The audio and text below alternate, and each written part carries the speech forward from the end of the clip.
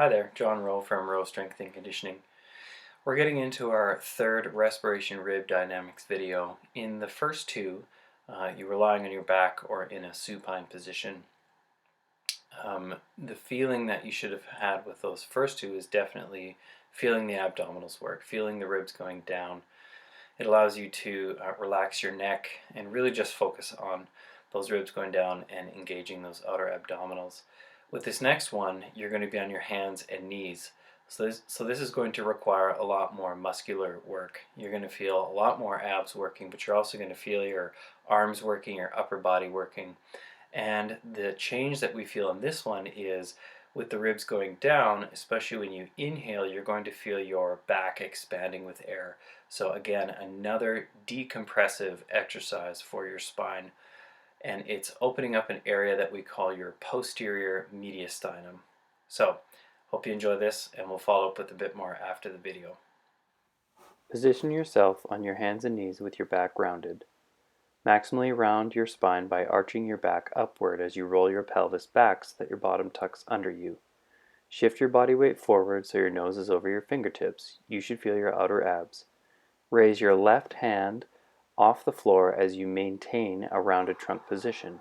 Don't let your trunk turn or twist when you lift up your hand. You should feel your right abdominal wall engage when you pick up your left hand. Hold this position while you take 4 to 5 deep breaths, in through your nose and out through your mouth.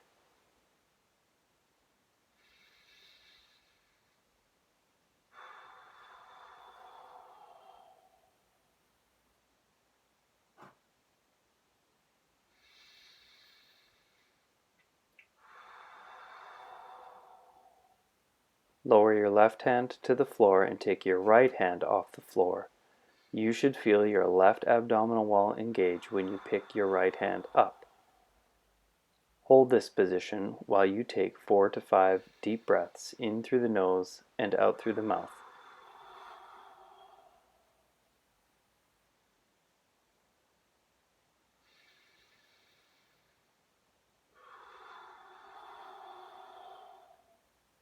Relax and repeat 4 more times. Hope you enjoyed that one. Feel how different it is to do that type of exercise on your hands and knees. So this is a really good one to use as a precursor for any type of front plank activity.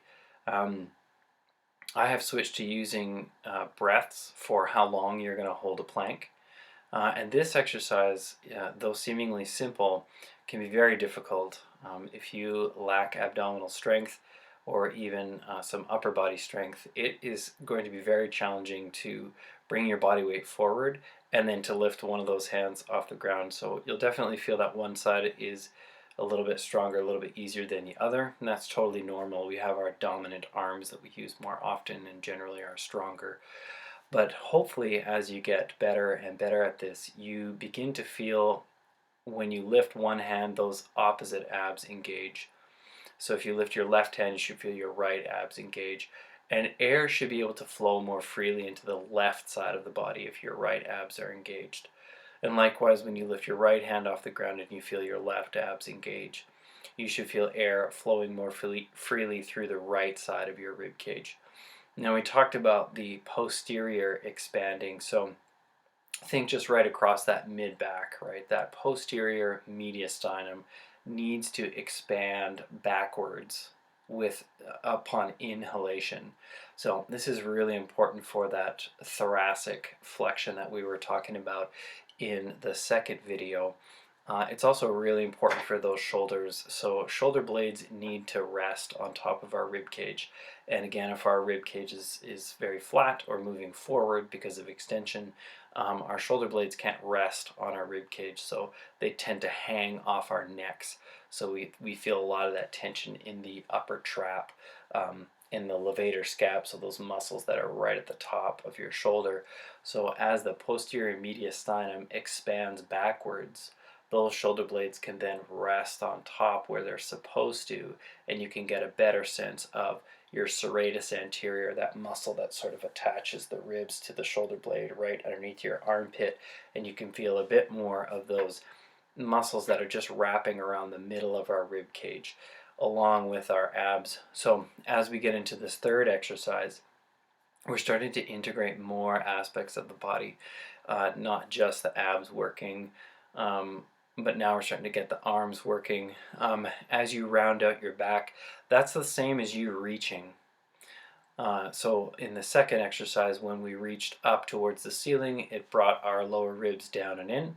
Well, in this exercise, because our hands are fixed on the table or on the floor, and we reach, we push ourselves backwards. So it's the exact same movement, you're just using a different set of muscles to really get at that posterior mediastinum. So very challenging exercise, seemingly simplistic, in that all you're doing is you're on your hands and knees and learning to breathe with one hand off. But the slower you go, the fuller you exhale, the more you get to feel those abs engage. Again, pause for a good 2 to 3 to 5, as long as you can, however many seconds you can pause for after you exhale. Feel those abs engage. And when you inhale, again, make sure you're not gasping, using your neck, feeling like your chin is tipping up, or your head is tilting backwards when you breathe in. Likewise, don't feel like your shoulders are coming up, you're shrugging as you breathe in. Rather, trust your abs working hard and your arms working hard.